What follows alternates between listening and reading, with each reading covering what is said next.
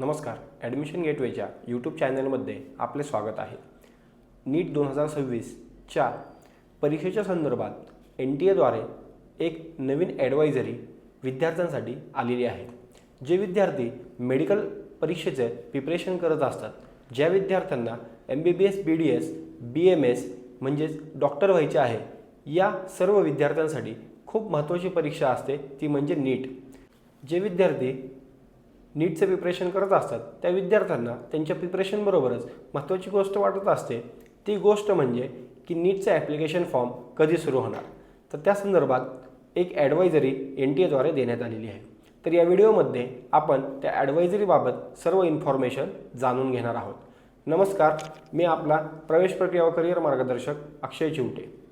आज या व्हिडिओच्या माध्यमातून जी ॲडवायझरी आली आहे त्या संदर्भात आपण डिस्कस करणार आहोत. या ॲडवायझरीमध्ये NTAने असं म्हणलेलं आहे की विद्यार्थ्यांनी 2-3 गोष्टी महत्त्वाच्या अपडेट करून घेणं गरजेचं आहे. आपण ॲडवायझरी पाहू शकता शेजारी. त्यात पहिली गोष्ट त्या ठिकाणी म्हटलेली आहे की प्रत्येक विद्यार्थ्यांनी आपले आधार कार्ड म्हणजेच UID, जो युनिक आयडेंटिफिकेशन ऑथॉरिटी ऑफ इंडियाने दिलेले जे युनिक ओळखपत्र आहे, जे आधार कार्ड आहे, ते आपण अपडेट करून घेणं गरजेचं आहे. त्यात काही गोष्टी अपडेट असणं गरजेचं आहे, हेही त्या ठिकाणी त्यांनी म्हणलेलं आहे. पहिली गोष्ट आहे की नेम. आपलं नाव हे 10वीच्या मार्कशीटवरती जसं स्पेलिंग आहे तसंच स्पेलिंग आपल्या आधार कार्डवरती असणं गरजेचं आहे. तर ही महत्त्वाची अपडेट आपल्याला त्या ठिकाणी करायची आहे आपल्या आधार कार्डमध्ये. दुसरी महत्त्वाची गोष्ट आहे की आधार कार्डवर असलेली जन्मतारीख म्हणजेच डेट ऑफ बर्थ.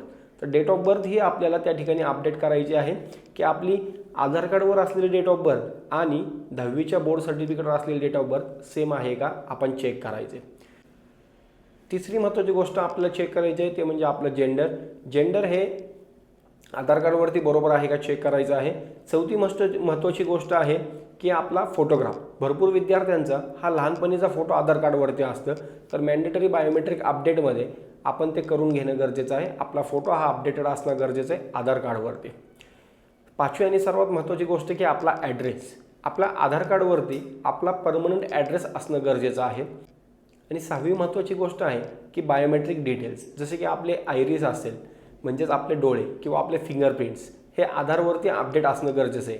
जेव्हा तुम्ही फोटोग्राफ अपडेट करताल तेव्हा तुमच्या ह्या तिन्ही गोष्टी, फोटोग्राफ्स त्याचबरोबर तुमचे फिंगरप्रिंट्स त्याचबरोबर तुमचे आयरिस, या ठिकाणी त्या तिन्ही गोष्टी एकाच वेळी आधार सेंटरमध्ये तुमच्या अपडेट होतील.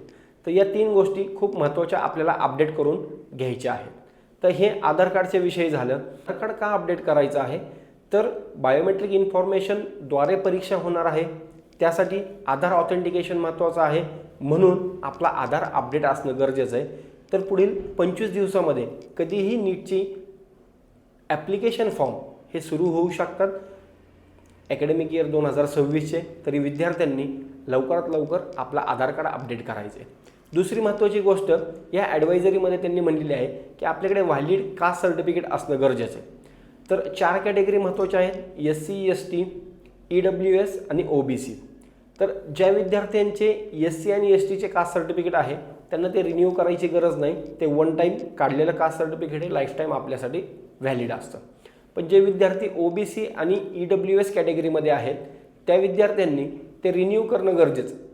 तर आत्ता तुम्ही जर कास्ट सर्टिफिकेट काढलं नसेल तर सेंट्रलचं कास्ट सर्टिफिकेट आपण काढणं गरजेचं आहे, जे OBC आणि EWSमध्ये आहेत त्या विद्यार्थ्यांसाठी.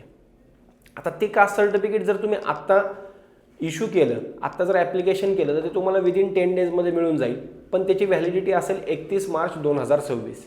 म्हणजेच काउन्सिलिंग प्रोसेससाठी आपल्याला परत कास्ट सर्टिफिकेट हे काढावं लागेल, जे विद्यार्थी OBC आणि EWSमध्ये मोडतात. काउन्सिलिंगसाठी लागणारे कागदपत्र या संदर्भात आपण एक वेगळा व्हिडिओ बनवणार आहे, त्यामध्ये ही माहिती दिली जाईल. सेंट्रलचं कास्ट सर्टिफिकेट आपल्याला काढायचं आहे. तुम्ही जवळच्या माही सेवा केंद्रामध्ये किंवा सेतूमध्ये गेलात तर ते आपल्याला मिळून जाईल. तर या 2 खूप महत्त्वाच्या अपडेट्स आहेत. बरोबर तिसरी महत्त्वाची गोष्ट आहे की जे विद्यार्थी डिसेबल आहेत म्हणजेच अपंग आहेत, जे 40% जास्त अपंग आहेत, ज्यांच्याकडे युनिक डिसेबिलिटी आयडेंटिटी कार्ड आहे, तर त्या विद्यार्थ्यांनी ते unique disability identity card update करायचं आहे. त्याच्यावरचा फोटोग्राफ, त्याच्यावरची इन्फॉर्मेशन हे अपडेट करणं गरजेचं आहे. तर या 3 महत्त्वाच्या गोष्टी या ॲडवायझरीद्वारे या 3 महत्त्वाच्या गोष्टी या ॲडवायझरीद्वारे NTAने सर्व जे विद्यार्थी नीट 2026ची परीक्षा देणार आहेत त्या विद्यार्थ्यांसाठी व पालकांसाठी दिलेले आहेत. त्या व्हिडिओतून आपण जे ॲडवायझरी आलेली आहे नीट 2026ची त्या संदर्भात संपूर्ण माहिती घेतलेली आहे. जे PDF NTA च्या वेबसाईटवरती आहे ती PDF या ठिकाणी मी दिलेली आहे. तरी सर्व विद्यार्थ्यांनी दिलेल्या सूचनेनुसार आपले आधार कार्ड व आपले कास्ट सर्टिफिकेट हे पुढील 20 दिवसामध्ये अपडेट करून घ्यायचं आहे. त्यानुसार आपला ॲप्लिकेशन फॉर्म आपण भरू शकतो. आपलं डॉक्टर होण्याचं स्वप्न आहे तर त्याची पहिली पायरी म्हणजे नीटचं ॲप्लिकेशन फॉर्म.